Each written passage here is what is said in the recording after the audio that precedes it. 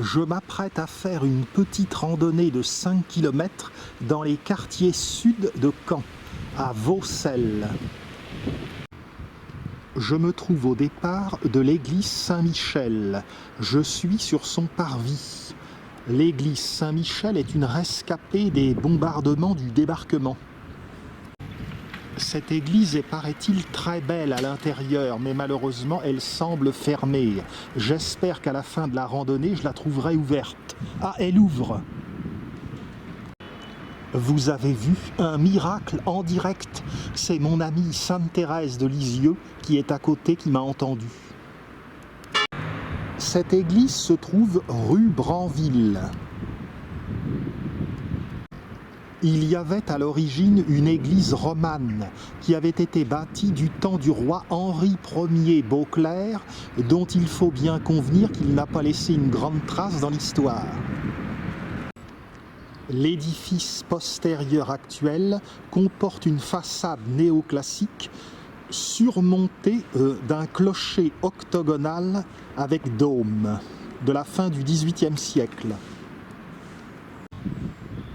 Allons voir cet intérieur que l'on nous promet si beau. J'aperçois déjà des vitraux magnifiques. Il y a 3 vaisseaux et la nef est assez basse.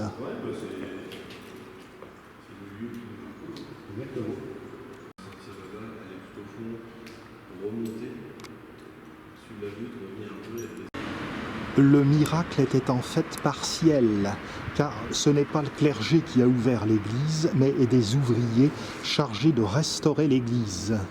Et je n'ai pas le droit d'entrer en fait, ils m'ont permis de filmer du seuil. Le quartier de Vaucelles que nous allons traverser, je vous l'ai dit, figure parmi les quartiers les plus endommagés en juin-juillet 1944. Il est bâti avec cette magnifique pierre de Caen, à la si belle couleur.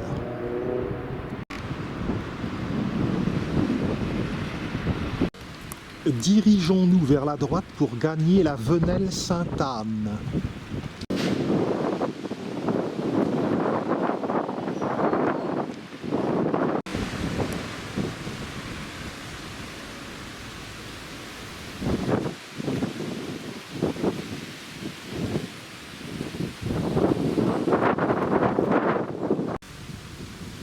Voici la partie la plus ancienne de l'édifice.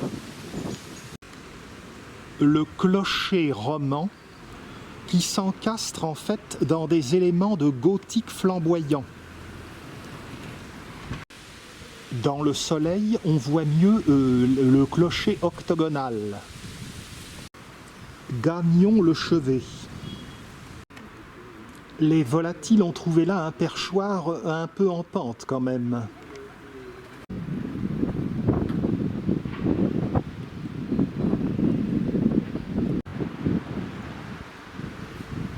Descendons, où l'on voit bien ici la triple nef.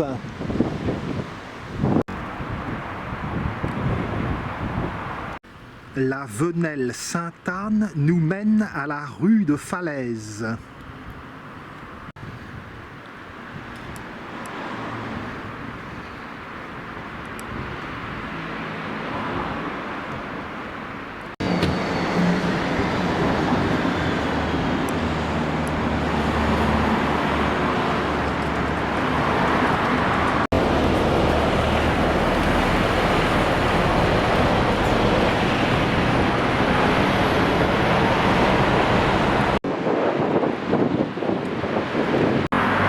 Traversons la rue de Falaise pour prendre ces escaliers.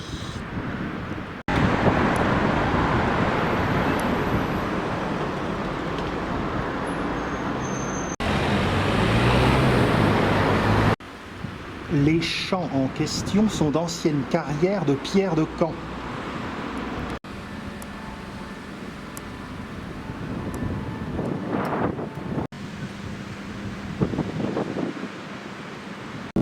Mais peut-on encore passer dans le parc? La réponse est oui. Sainte Thérèse de Lisieux veille toujours sur moi. Voici donc le petit parc de la Venelle aux Champs, qui a des chances de ne pas être connu, même par beaucoup de Canets. Profitons de la verdure en ce mois de septembre, dont le début a été plutôt humide, et notamment à Caen, où il y a eu des inondations.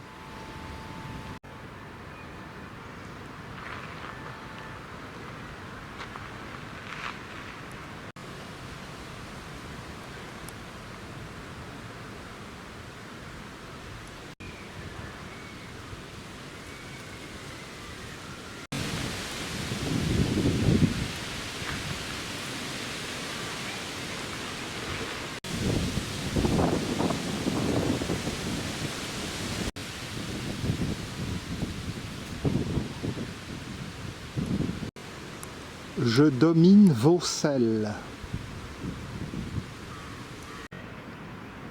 L'église Saint-Michel là-bas.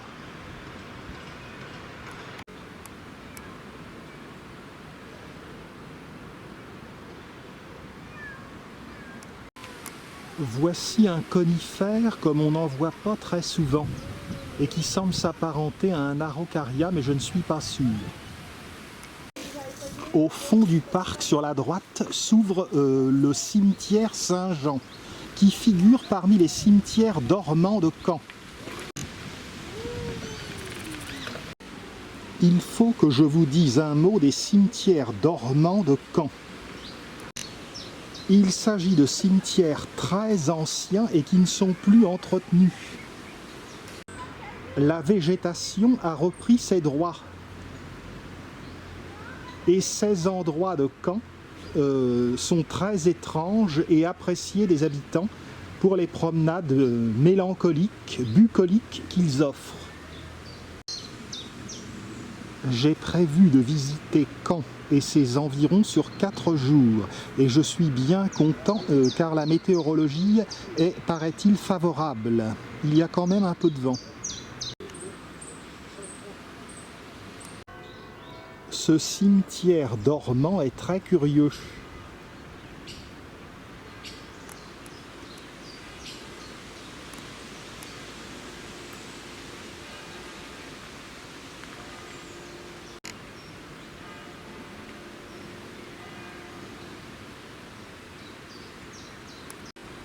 C'est dans ce cimetière que se trouve la tombe d'un homme de cirque que vous connaissez sans doute, Monsieur Loyal.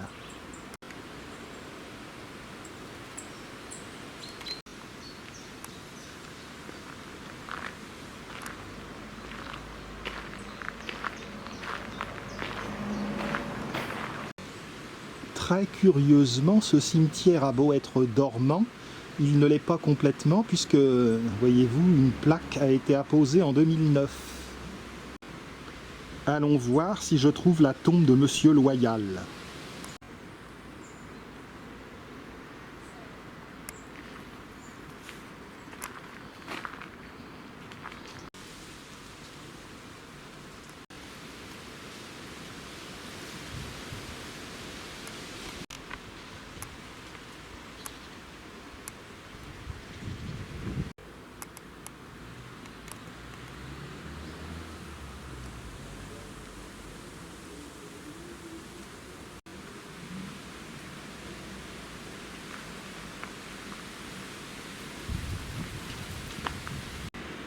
Je lisais dans un magazine récemment que beaucoup de cimetières sont en péril en France. Et voici la tombe de Monsieur Loyal, dont je vous disais qu'il avait été homme de cirque et qui a laissé son nom à la postérité. Revenons à la grille et poursuivons la balade.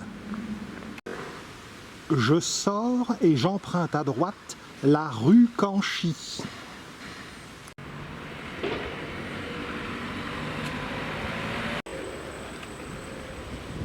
De la rue Canchy se détache immédiatement la rue du Père Robert.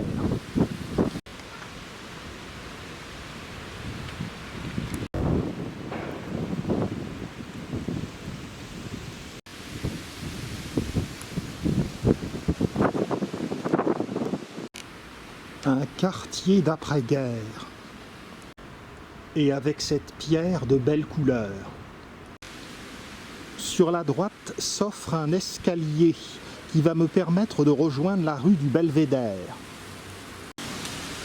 Ce parcours est décrit dans la brochure de la Fédération française de la randonnée pédestre, villes et villages de charme du Calvados à pied, mais je crains qu'en 2024, il ne soit plus disponible.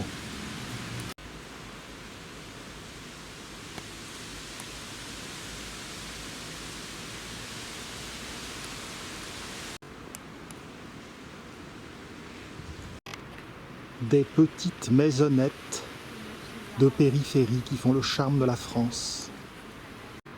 Voici donc la suite du parcours, la rue du Belvédère. À droite, c'est l'avenue du Maréchal Joffre, qui est plantée de beaux tilleuls.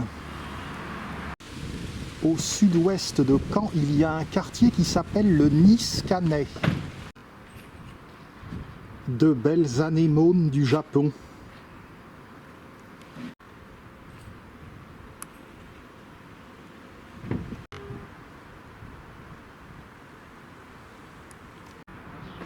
Je vous l'ai dit, nous sommes dans un quartier d'ancienne carrière de la pierre de Caen, un matériau qui a été utilisé il y a 1000 ans, déjà du temps de Guillaume le Conquérant. Guillaume le Conquérant a utilisé la pierre de Caen pour la construction du château de la ville et également de l'abbaye aux hommes et de l'abbaye aux dames. Plus tard, la pierre de Caen, qui était solide et lumineuse, a été utilisée en Angleterre. Les Anglais, notamment, l'ont utilisé pour la construction de la Tour de Londres, de l'abbaye de Westminster et également de l'abbaye de Canterbury. Je continue mon chemin jusqu'à la rue de Granteville. L'exploitation de la pierre de Caen, après avoir été abandonnée un temps, a repris.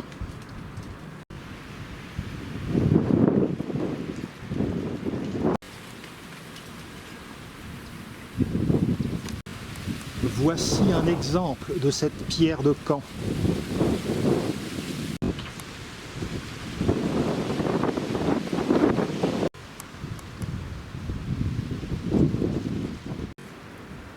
Clématite sauvage.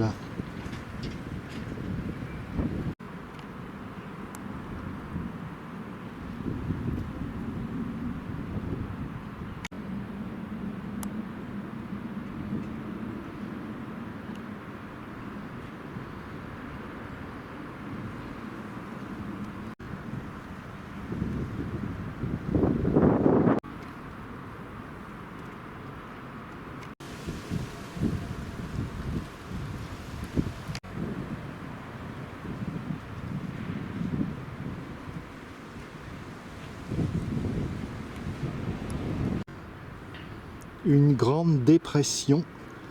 C'est sans doute ici que se trouvait une carrière.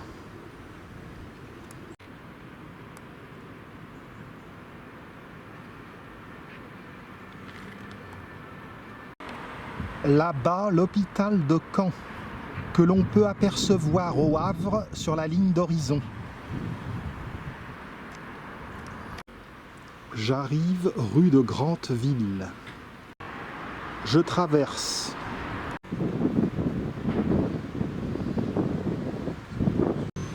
J'ai traversé sans encombre. Je ne me suis pas fait écraser.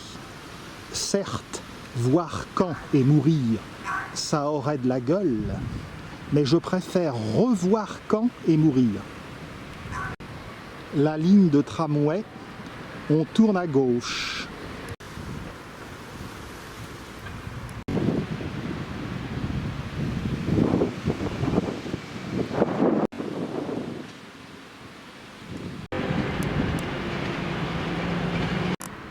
Je vais arriver rue d'Auge, sûrement en référence au pays d'Auge, dont Lisieux est la capitale.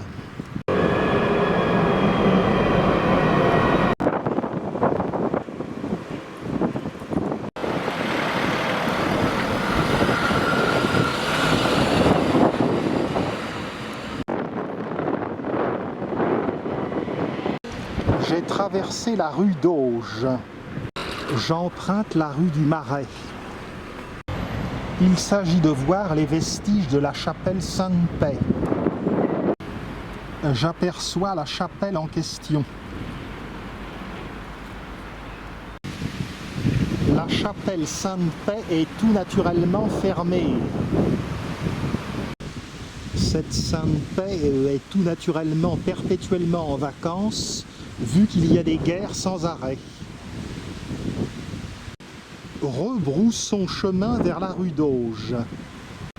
Nous allons nous diriger vers les bords de l'Orne, ce qui me plaît beaucoup parce que l'endroit est charmant.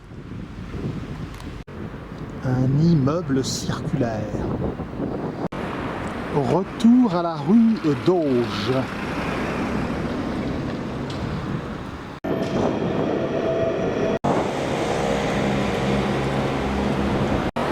C'est par ici. À Caen, on n'oublie pas qu'on est en Normandie.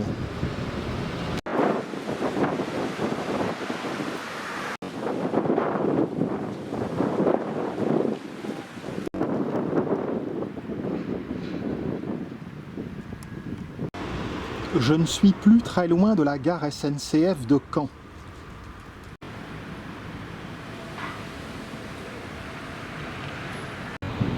Les bâtiments des gares routières et ferroviaires. La rue d'Auge. Le bâtiment ici est produit avec du béton coquillé. Du béton auquel on a incorporé des coquilles, comme des coquilles d'huîtres.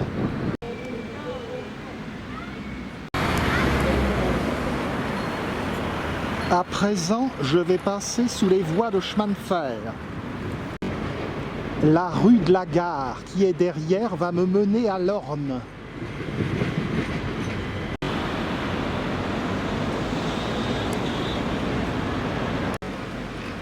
Le clocher octogonal de Saint-Michel.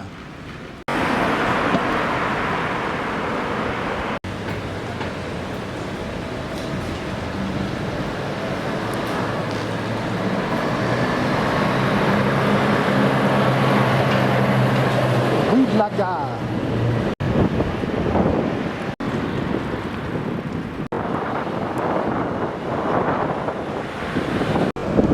Rue Pierre Girard, à angle droit avec la rue de la Gare. Cet immeuble est un rescapé exceptionnel dans ce quartier de Vaucelles qui a été tant bombardé en 1944.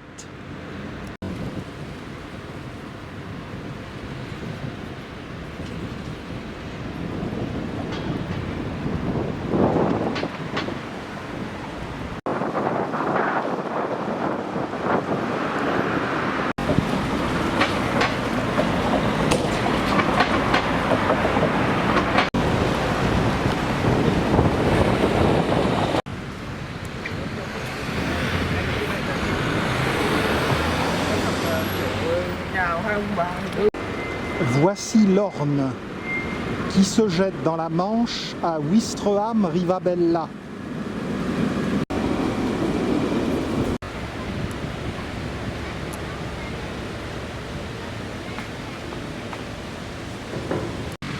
Traversons le pont Winston Churchill.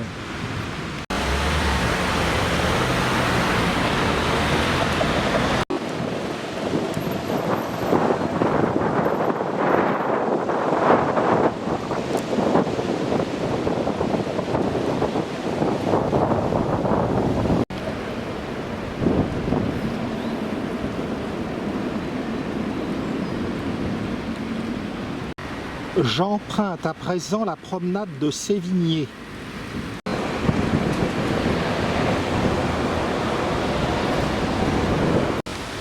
La promenade de Sévigné est ombragée de très beaux platanes. Et les branchages de ces platanes sont remarquables.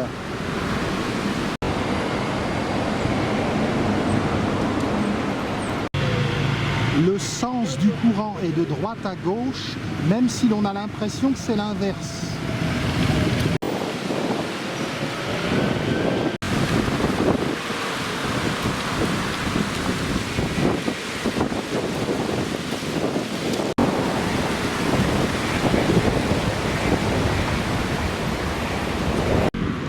On franchit cette jolie place du 36e régiment d'infanterie.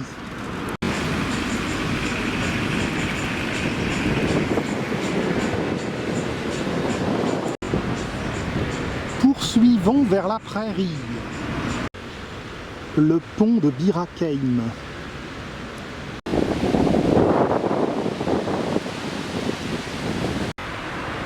Nous sommes au cœur de ce quartier Saint-Jean, qui a été si atteint par les bombardements de 1944.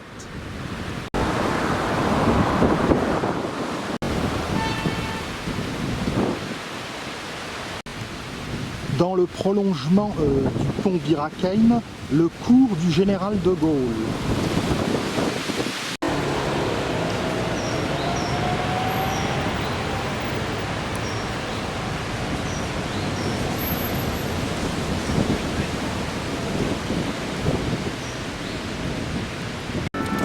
Nous sommes arrivés au niveau de la prairie.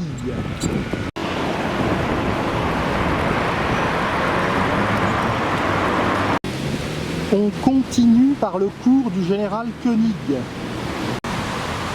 Cependant, après sa mort, il a été fait maréchal de France. Il avait rejoint de Gaulle dès juin 1940. L'hippodrome est installé dans la prairie. La prairie est un grand espace vert de Caen et s'étend sur 90 hectares. En plus de l'hippodrome, il y a aussi un plan d'eau et une réserve ornithologique. Au sud, elle est bornée par l'Orne que vous voyez là-bas. La prairie existait déjà au Moyen Âge.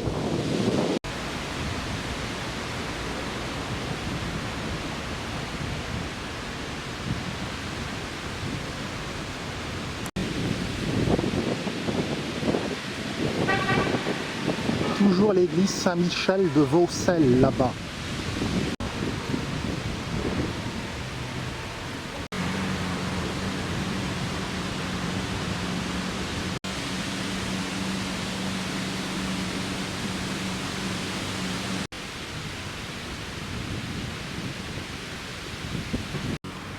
D'ici, on aperçoit l'abbaye aux Hommes où est enterré Guillaume le Conquérant et que je compte filmer en détail dans mon parcours de ville de Caen.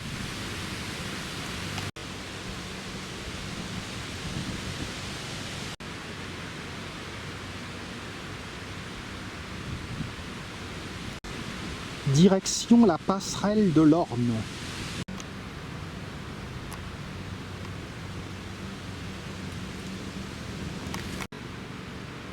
Vivre au bord de l'Orne n'est-il pas dangereux s'il y a des inondations ?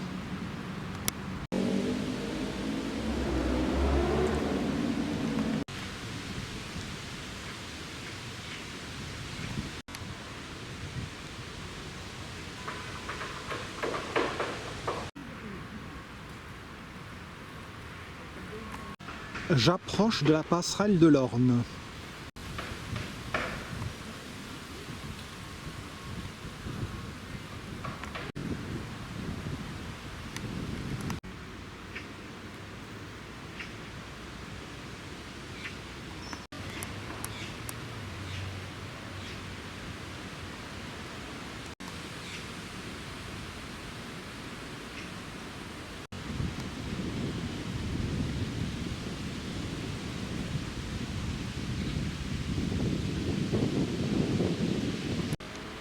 La passerelle de l'Orne.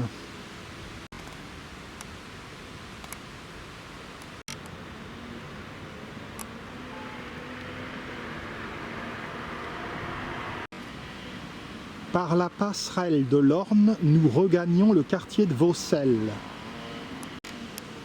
Le nom de Vaucelles vient du latin vallis sella, qui signifie petite vallée.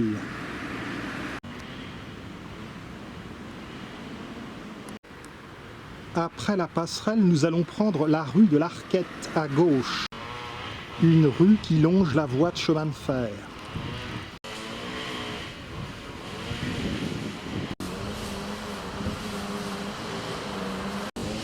Le trottoir est un peu étroit pour ma grande carcasse. Bientôt, on va tourner à gauche pour rejoindre la venelle de l'Orne. J'arrive à la venelle en question.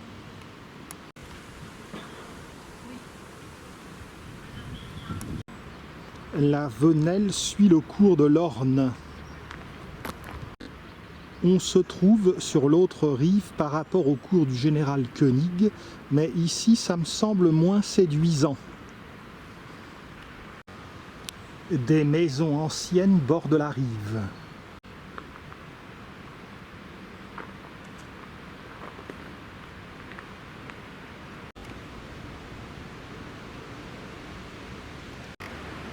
Une belle glycine défleurie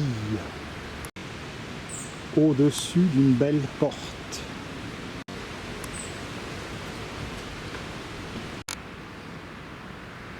Nous allons rejoindre la rue de l'Arquette. Cette venelle n'avait rien de précisément charmant. Retournons rue de l'Arquette.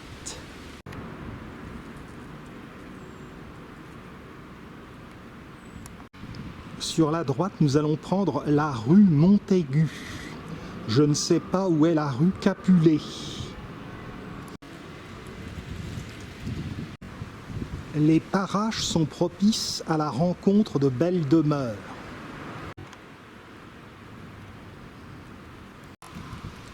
La rue Montaigu monte en pente douce.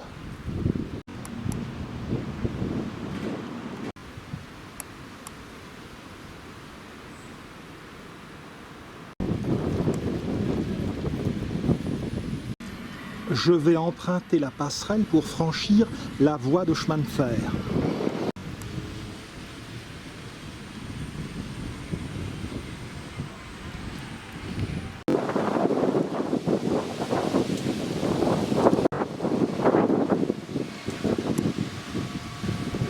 J'aurais pu utiliser cet instrument, mais faisons marcher nos muscles.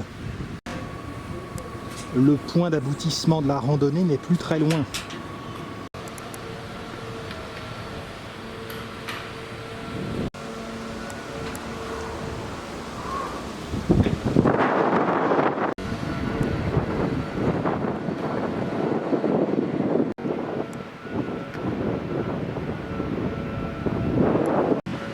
Partie détruite en 1944, partie épargnée sur la butte. Sur la droite se détache la curieuse rue du Four.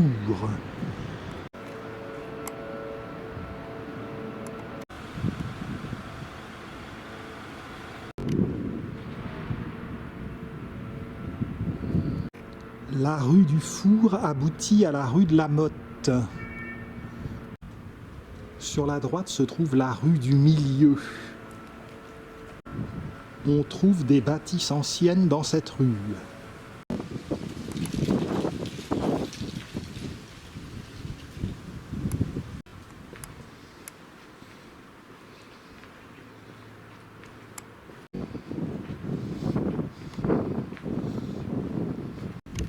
Et toujours la pierre de Caen. Ce qui répond à une certaine logique quand on songe que nous sommes bien dans la capitale de la Basse-Normandie, préfecture du Calvados, et non pas à Vesoul ou Maubeuge ou Mont-de-Marsan.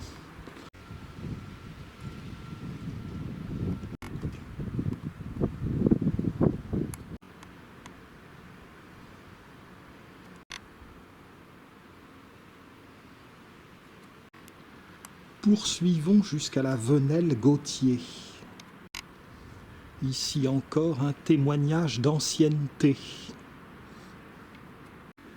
La venelle Gautier nous mène à la rue Branville. Dans cette direction, au 142, il y a la villa Le Cottage, de style Louis XIII. Voici le cottage au 142.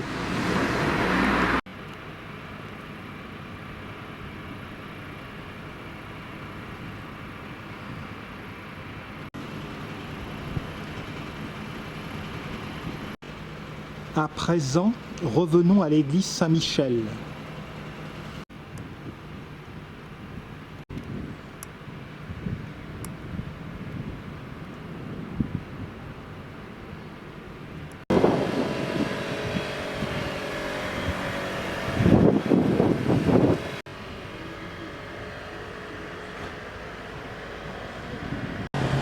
curieux pignon sur ces petites maisons.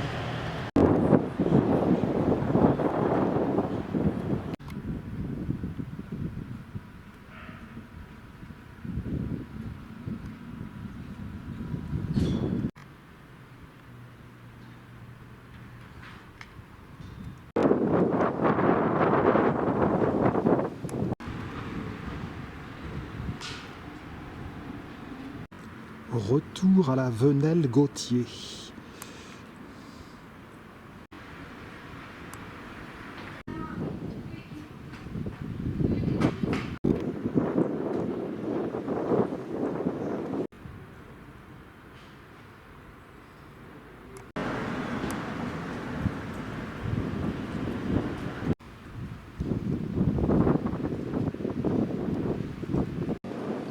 La fin du parcours. Rue de la Motte. Voilà pour cette visite d'un quartier périphérique. J'espère que ça vous aura plu, même si c'était un peu secondaire. À très bientôt.